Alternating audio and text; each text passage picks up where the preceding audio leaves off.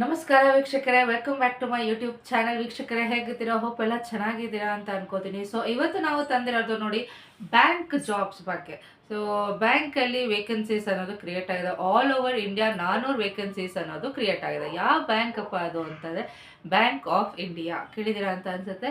So ಎಷ್ಟೊಂದು ಜನಕ್ಕೆ interest ಇರುತ್ತೆ, ಎಕ್ಸಾಮ್ಸ್ ಬರೀಬೇಕು, ಬ್ಯಾಂಕ್ ಎಕ್ಸಾಮ್ಸ್ ಬರೆದು ಬ್ಯಾಂಕಲ್ಲಿ ಜಾಬ್ ಮಾಡಬೇಕು ಅಂತ. ಸೊ ಇದು ಒನ್ ಆಫ್ ದ ಎಕ್ಸಾಮ್ಸ್ ಬಗ್ಗೆ ನಾನು ಹೇಳ್ತಾ ಇದ್ದೀನಿ. ಜೊತೆಗೆ ಒನ್ ಆಫ್ ದ ಅಪ್ಲಿಕೇಶನ್ ಹೇಗೆ ಹಾಕೋದು ಬ್ಯಾಂಕ್ ಆಫ್ ಇಂಡಿಯಾಗೆ ಅಂತ ನಾನು ಇಲ್ಲಿ ಡೀಟೇಲ್ ಹೇಳ್ತಾ ಇದ್ದೀನಿ. ಏನೇನು ಎಜುಕೇಷನ್ ಕ್ವಾಲಿಫಿಕೇಷನ್ ಇರಬೇಕು ಮತ್ತು ಹೇಗೆ ಅಪ್ಲೈ ಮಾಡಬೇಕು ಅಂತ ಕಂಪ್ಲೀಟ್ ಡೀಟೇಲ್ ನಾನು ಈ ವಿಡಿಯೋದಲ್ಲಿ ಕೊಡ್ತೀನಿ. ಸೊ ಹೆಸರು ಬಂದು ಬ್ಯಾಂಕ್ ಆಫ್ ಇಂಡಿಯಾ ಅಂತ ಹೇಳ್ದಂಗೆ 400 ಪೋಸ್ಟ್ಗಳು ವೇಕೆನ್ಸಿಗಳು ಖಾಲಿ ಆಗಿದೆ. ಮತ್ತು ಲೊಕೇಶನ್ ಬಂದು ಆಲ್ ಓವರ್ ಇಂಡಿಯಾ ಇರುತ್ತೆ. ಬಟ್ ಕರ್ನಾಟಕದಲ್ಲಿ ಕರ್ನಾಟಕ ಲೊಕೇಶನಲ್ಲಿ ಎಷ್ಟಿದೆಯಪ್ಪ ಅಂದರೆ 25 ಪೋಸ್ಟ್ಗಳು ಖಾಲಿ ಇದೆ ಅಂತ ಹೇಳಿದ್ದಾರೆ. ನಿಮಗೇನಾದರೂ ಬೇರೆ ಲೊಕೇಶನ್ ಬೇಕು ಅಂದರೆ ನನಗೆ ಕಮೆಂಟ್ ಮಾಡಿ, ಸೊ ದಟ್ ನಿಮಗೆ ಅಲ್ಲಿ ಎಷ್ಟಿದೆ ವೇಕೆನ್ಸೀಸ್ ಅನ್ನೋದು ಖಂಡಿತವಾಗ್ಲೂ ನಾನು ಮೆಸೇಜ್ ಕೂಡ ಹಾಕ್ತೀನಿ. ಓಕೆನಾ? ಸೊ ಪೋಸ್ಟ್ ನೇಮ್ ಏನಪ್ಪ ಅಂದರೆ ಅಪರೆಂಟೈಸ್ ಟ್ರೈನಿ ಅಂತ. ಓಕೆನಾ? ಅದು ಟ್ರೈನಿಯಾಗಿ ನೀವು ಸೆಲೆಕ್ಟ್ ಆಗ್ತೀರಾ. ಸೊ ಸ್ಯಾಲ್ರಿ ಬಂದು ಕಮ್ಮಿ ಇರುತ್ತೆ, ಅಂದರೆ 13,000 ರೂಪಾಯಿ ಸಂಬಳ ಇರುತ್ತೆ. ಓಕೆನಾ? ಇದು 13,000 ಟ್ರೈನಿ ಆಗಿರೋದ್ರಿಂದ 13,000 ಸ್ಯಾಲ್ರಿ ಅನ್ನೋದು ಹೇಳಿದ್ದಾರೆ. ನೀವು ನೆಕ್ಸ್ಟ್ ಪೊಸಿಷನ್ ಹೋಗ್ತಾ ಹೋಗ್ತಾ ಖಂಡಿತವಾಗ್ಲೂ ಜಾಸ್ತಿ ಆಗುತ್ತೆ. ಪ್ಲಸ್ ಎಕ್ಸ್ಪೀರಿಯನ್ಸು ಆಗುತ್ತಲ್ಲ, ಸೊ ಸ್ಯಾಲ್ರಿ ಜಾಸ್ತಿನೇ ಆಗುತ್ತೆ.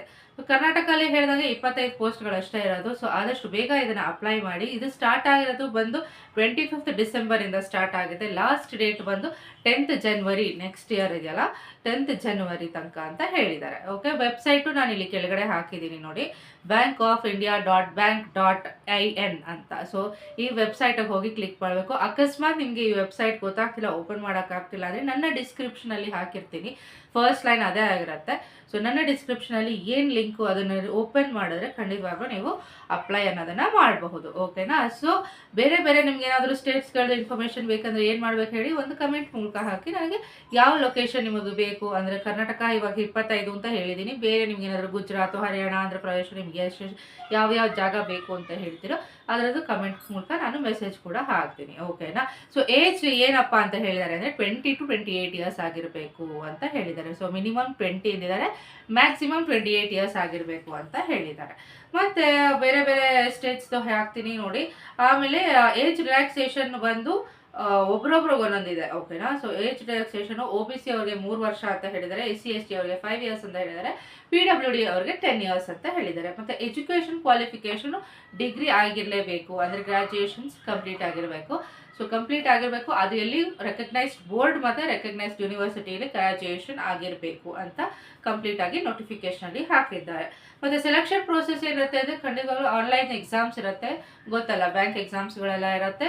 ಅದಾದಮೇಲೆ ಇಂಟರ್ವ್ಯೂ ಸೆಲೆಕ್ಟ್ ಆದರೆ ನಿಮಗೆ ಪೋಸ್ಟ್ಗಳು ಖಂಡಿತವಾಗ್ಲೂ ಅಲ್ಲಿ ಆನ್ಲೈನ್ ಮೂಲಕ ನಿಮಗೆ ಸಿಗತ್ತೆ. ಓಕೆನಾ?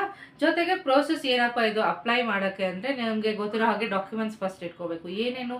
ಮೊಬೈಲ್ ನಂಬರು, ಇಮೇಲ್ ID, ಮತ್ತು ID ಪ್ರೂಫು ಅಂದರೆ ಆಧಾರ್ ಕಾರ್ಡು, ಮತ್ತು ಏಜ್ ಪ್ರೂಫು ಅದೇ ಆಧಾರ್ ಕಾರ್ಡಲ್ಲೇ ಆಗುತ್ತೆ. ಮತ್ತು ನಿಮ್ಮದು education qualification certificate. So education ನೀವೇನು ಮಾಡಿದ್ದೀರಾ, 10th PUC ಮತ್ತು ಡಿಗ್ರಿ ಮಾಡಿದ್ದೀರಾ ಎಲ್ಲನೂ ನೀವು ಅಲ್ಲಿ ಹಾಕಬೇಕಾಗತ್ತೆ, ಅಪ್ಲೋಡ್ ಮಾಡಬೇಕಾಗತ್ತೆ. ಸ್ಕ್ಯಾನ್ ಮಾಡಿ ಅಪ್ಲೋಡ್ ಮಾಡಬೇಕು ಇಲ್ಲಿ. ಓಕೆನಾ? ಸೊ ಅಪ್ಲೋಡ್ ಮಾಡಬೇಕಾಗತ್ತೆ. ಜೊತೆಗೆ ನಿಮ್ಮದು ರೆಸ್ಯೂಮಿ ಮತ್ತು ಬೇರೆ ಏನಾದರೂ ಎಕ್ಸ್ಪೀರಿಯನ್ಸ್ ಸರ್ಟಿಫಿಕೇಟ್ ಇದ್ದರೆ ಎಕ್ಸ್ಪೀರಿಯನ್ಸ್ ಸರ್ಟಿಫಿಕೇಟ್ ಕೂಡ ಇಟ್ಕೋಬಹುದು. ಓಕೆನಾ? ಸೊ ಇದಿಷ್ಟು ಡಾಕ್ಯುಮೆಂಟ್ಸ್ ಇಟ್ಕೋಬೇಕಾಗತ್ತೆ. ಸೊ ನೀವೇನು ಮಾಡಬೇಕು ಇವಾಗ ಅಪ್ಲೈ ಮಾಡೋದು ಹೇಗೆ ಅಂತ ಅಂದರೆ ಫಸ್ಟ್ ಹೇಳ್ತೀನಿ ನೋಡಿ. ಈ ಕೆಳಗಡೆ ಹಾಕಿದ್ದೀನಲ್ಲ ಈ ಲಿಂಕು, ಅಥವಾ ಡಿಸ್ಕ್ರಿಪ್ಷನ್ಗೆ ಹೋದರೆ ನಂದು ಫಸ್ಟ್ ಲೈನ್ ಲಿಂಕ್ ಇರುತ್ತೆ ನೋಡಿ. ಆ ಲಿಂಕ್ನ ನೀವು ಕ್ಲಿಕ್ ಮಾಡಿದ್ರೆ ಒಂದು ವೆಬ್ ಪೇಜ್ ಓಪನ್ ಆಗುತ್ತೆ. ಅದು ಹೋಮ್ ಪೇಜ್ ಅಂತ ಅಂತಾರೆ. ಸೊ ಆ ಹೋಮ್ ಪೇಜಲ್ಲಿ ನೀವು ಕ್ಲಿಕ್ ಮಾಡಬೇಕಾದ್ರು BOI ಅಪರೆಂಟೈಸ್ ಟ್ರೈನಿ ಅಂತ. ಓಕೆನಾ? ಸೊ BOI ಅನ್ನು ನೀವು ಕ್ಲಿಕ್ ಮಾಡಬೇಕಾಗತ್ತೆ.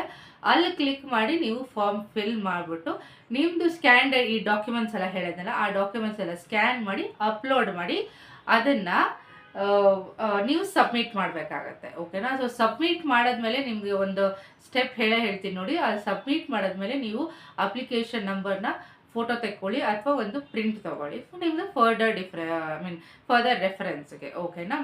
ಸೊ ಇಷ್ಟ ಆಗಿತ್ತು ಪ್ರೋಸೆಸ್ಸು. So easy process. ಅಕಸ್ಮಾತ್ ನಿಮ್ಗೆ ಏನಾದರೂ ಕಷ್ಟ ಆಗ್ತಿದೆ ಅಂದರೆ ಖಂಡಿತವಾಗ್ಲೂ ಸೈಬರ್ಗೆ ಹೋಗಿ ನೀವು ಈ ಅಪ್ಲಿಕೇಶನ್ನ ಫಾರ್ಮ್ ಫಿಲ್ ಮಾಡಿ. ನಿಮಗೆ ಗೊತ್ತಿರತ್ತೆ, ನಾರ್ಮಲಿ ಹೋಮಲ್ಲೇ ನೀವು ಮನೇಲೇ ಕೂತ್ಕೊಂಡು ನೀವು ಹಾಯಾಗಿ ಮಾಡಬಹುದು, ಈ ಅಪ್ಲಿಕೇಶನ್ ಫಾರ್ಮ್ ಫಿಲ್ ಮಾಡ್ಬೋದು. ಅಕಸ್ಮಾತ್ ನಿಮಗೆ ಕಷ್ಟ ಆಗ್ತಿದೆ ಅಂದರೆ ಸೈಬರ್ಗೆ ಹೋಗಿ ಯಾವತ್ತಪ್ಪ ಈ ಜನವರಿ ಒಳಗಡೆ ಸೊ ಆದಷ್ಟು ಬೇಗ ಇದನ್ನು ಅಪ್ಲೈ ಮಾಡಿ ಓಕೆನಾ. ಸೊ ಕರ್ನಾಟಕಲ್ಲಿ 25 ಪೋಸ್ಟ್ ಇರೋದು ಹೇಳ್ದಂಗೆ ಆದಷ್ಟು ಬೇಗ ಹೋಗಿ ಸೈಬರಲ್ಲಿ ನೀವು ಅಪ್ಲಿಕೇಶನ್ನ ನೀವು ಖಂಡಿತವಾಗ್ಲೂ ಅಪ್ಲೋಡ್ ಮಾಡಿ. ಸೊ ದಟ್ ಸಬ್ಮಿಟ್ ಮಾಡಿ. ಲಾಸ್ಟಲ್ಲಿ ಆ ಪ್ರಿಂಟೌಟ್ ತಗೊಳ್ಳಿ, ನಿಮಗೆ ಫರ್ದರ್ ರೆಫರೆನ್ಸ್ಗೆ ನಿಮಗೆ ಬೇಕಾಗುತ್ತೆ. ಆ್ಯಂಡ್ ಕರೆಕ್ಟಾಗಿರಲಿ, ನಿಮ್ಮ ಮೊಬೈಲ್ ನಂಬರ್ ಮತ್ತು ಇಮೇಲ್ ಐ ಡಿ ಅನ್ನೋದು ಕರೆಕ್ಟಾಗೇ ಕೊಟ್ಟಿರಿ ಆಯಿತಾ. ಒಂಚೂರು ಮಿಸ್ಟೇಕ್ ಮಾಡಬೇಡಿ. Mobile number email I D ಮಾತ್ರ ಕರೆಕ್ಟಾಗೇ ಕೊಡಲೇಬೇಕು ಓಕೆನಾ.